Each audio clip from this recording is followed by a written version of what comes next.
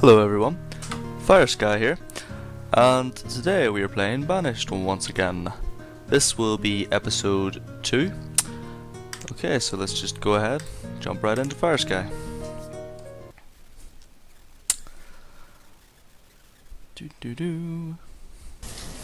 Okay, here we go. Just gonna go ahead and pause straight away. Let me have a look about what's going on. Okay, so our food is okay again. Firewood's pretty good. Could do with more wood, I suppose. And let's see. Average health is slightly low, so definitely gonna build a herbalist somewhere at some point. And let's see. Okay. And how are the houses doing? It's always good to check how many people are in a house, because the way it works in this game is when you build a new house, 2 people older than 10 will move in, male and female, and will begin to make children basically. And so once the 2 people in the house make 3 children, like in this house, no more children will be born. So essentially what that means is if I just keep playing this game with these 5 houses, 4 sorry, no 5, and once they're full, no more children will be born, so my population will eventually grow old and die out basically. So because they've all, well, these 3 have only got 1 space left, I'm going to go ahead and build a new house. So I am, and not going to build stone houses just yet, going to keep it wood for a little while longer. I don't want to build it in that little bit, so I might just, I think I'm going to build it here actually, or just, I'll build it there. Build a wee road going around it. Let's see.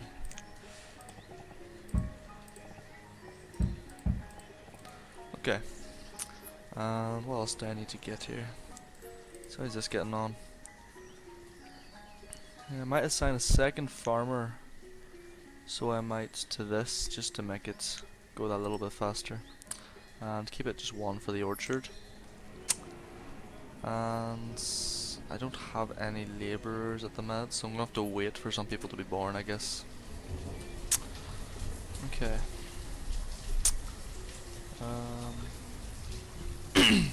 Sorry. Okay. Put them at 5,000, 5,000. Oh, reserve of food is low. Okay. How much is this person producing, I wonder? They're getting quite a bit. Venison I'm getting, and a decent amount of berries, I suppose. Let's see.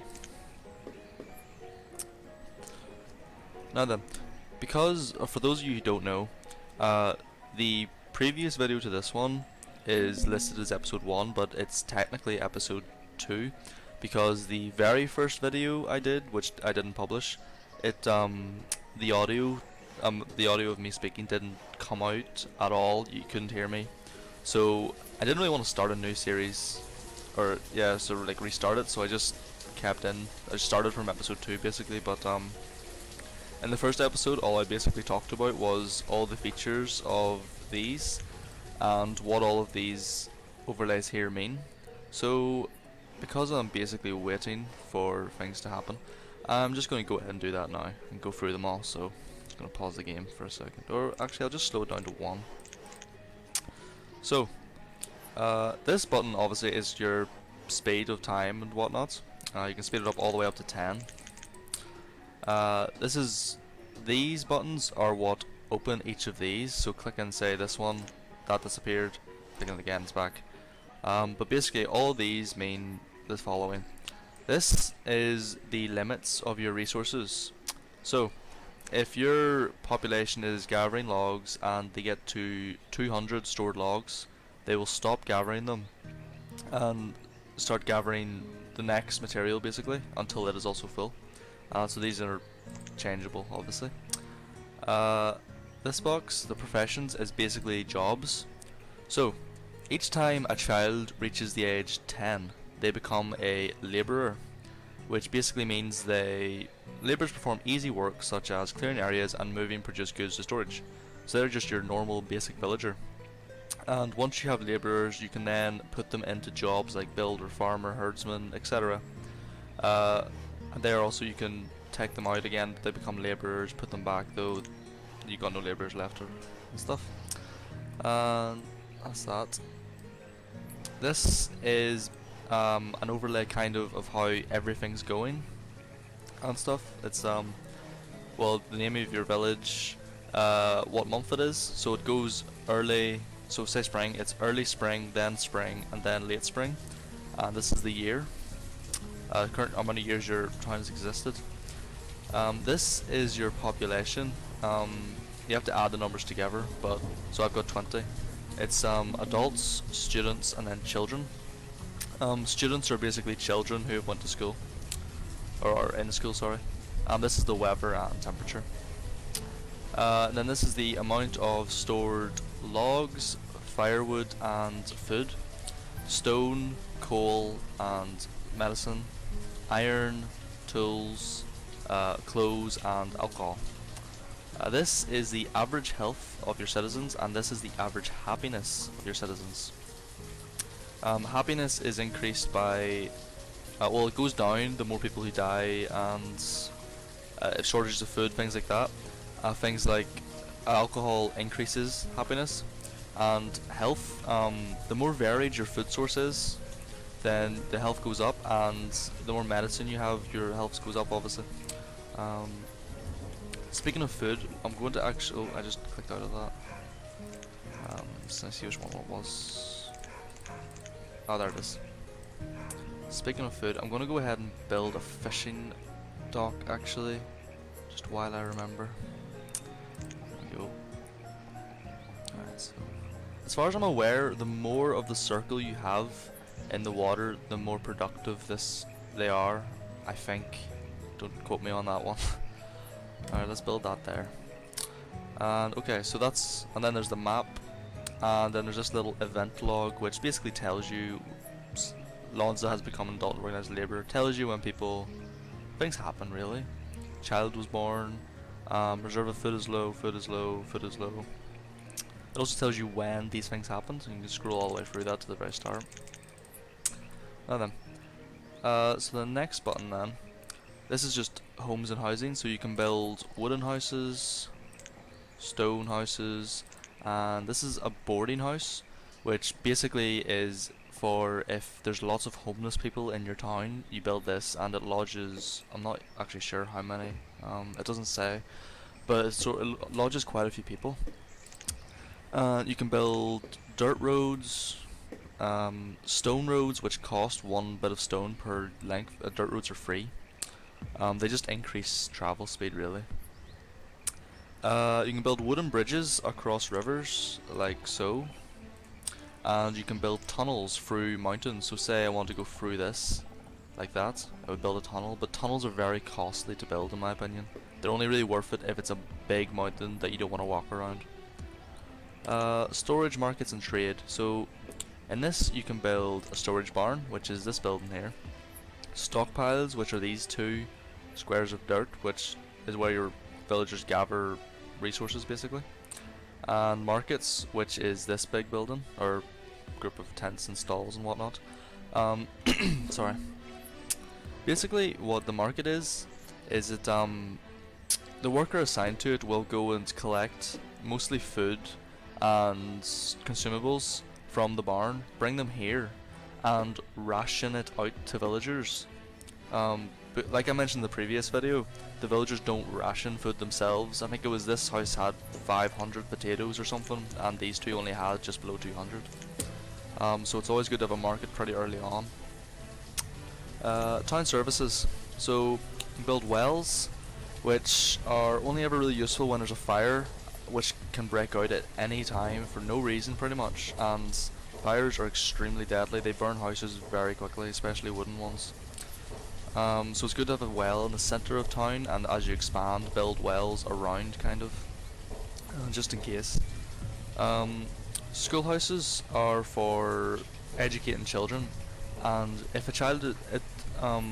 if if a child's educated, they work faster and better, and I think tools last them longer, things like that. But in this game, when a child reaches 10, they become a labourer, whereas when they go to school, I think it's 16 or maybe 18, they have to go to school too until they become a labourer. But it is worth it in the long run having an educated populace. You can build a hospital, which obviously just increases the health of your people. So if there's ever a plague, or not a plague, sorry, just a disease going around, it's good to have a hospital. A town hall, basically is kind of a more complicated and better version of this little UI. It tells you loads of information about your village basically that is really useful, but it's pretty costly to build, so it's only really good to have later in the game, but have an idea of where you want it before you build it. The chapel increases happiness because it's a church, so your people go to that. Then there's a cemetery which also increases happiness because your villagers have somewhere to put their dead basically. Now then, food production. There's 6 types of food production.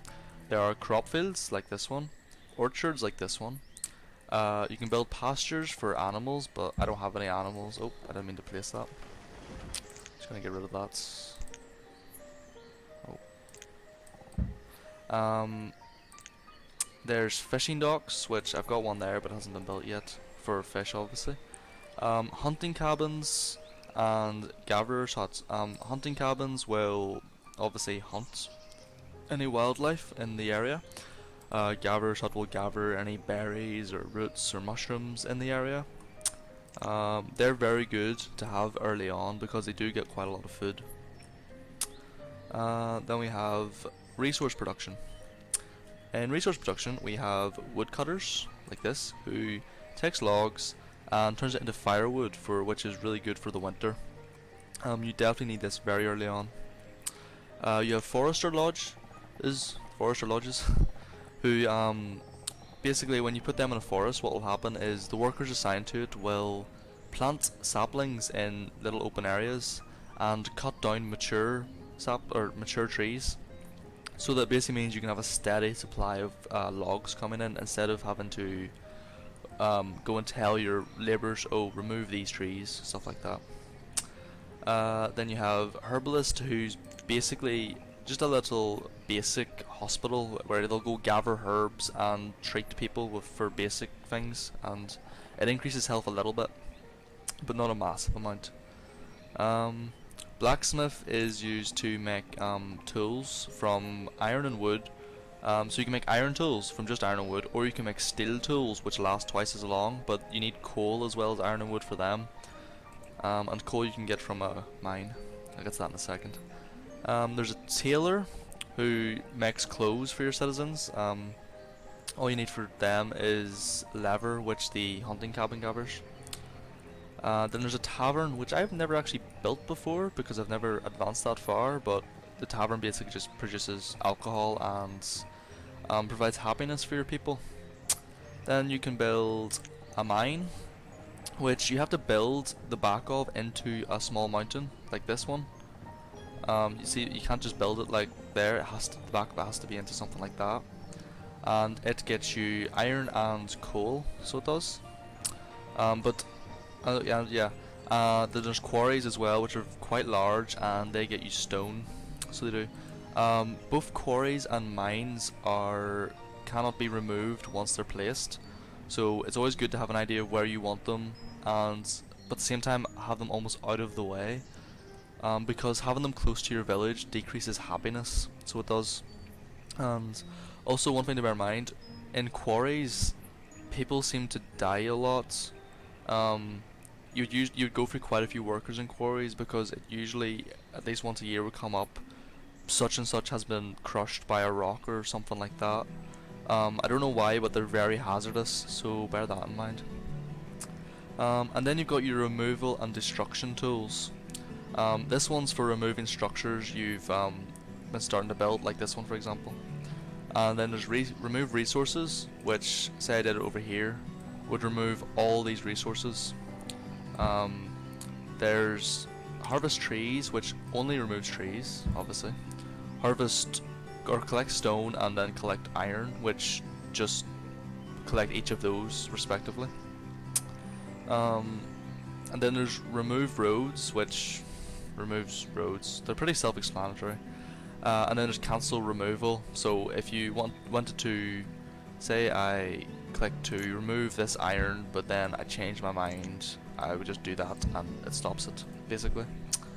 And then that's just the options button, which is this.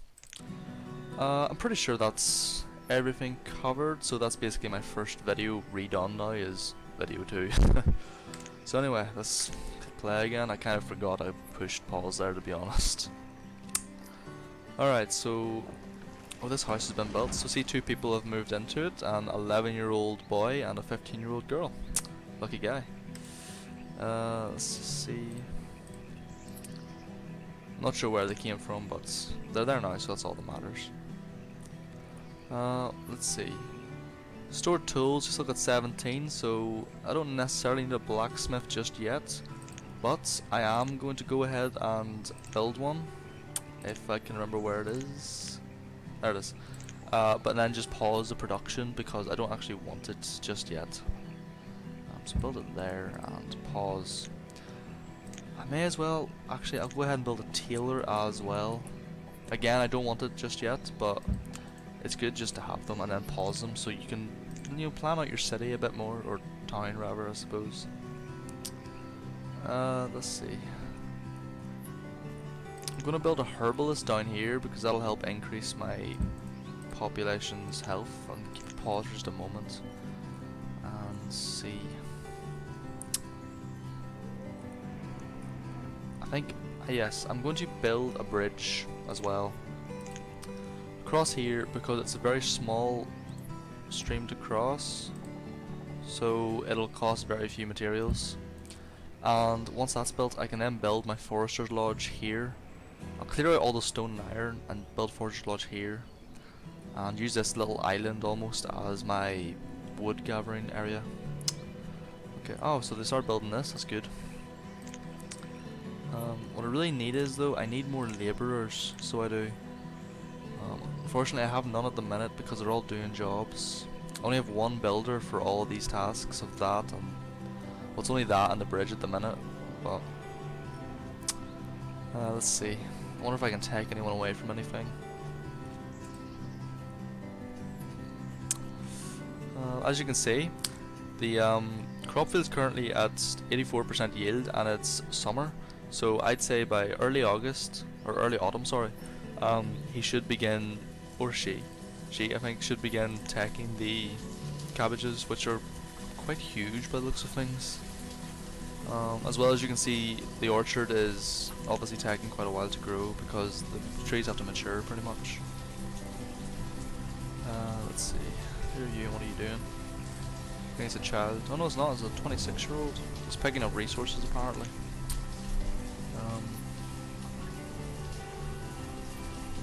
I'm gonna build another house as well, just there, because the more houses you have, the more your population will be encouraged to reproduce, basically, because there'll be more couples living in houses, so they'll be able to have more children, etc, etc. Okay, so they're trying to lay resources here, that's good.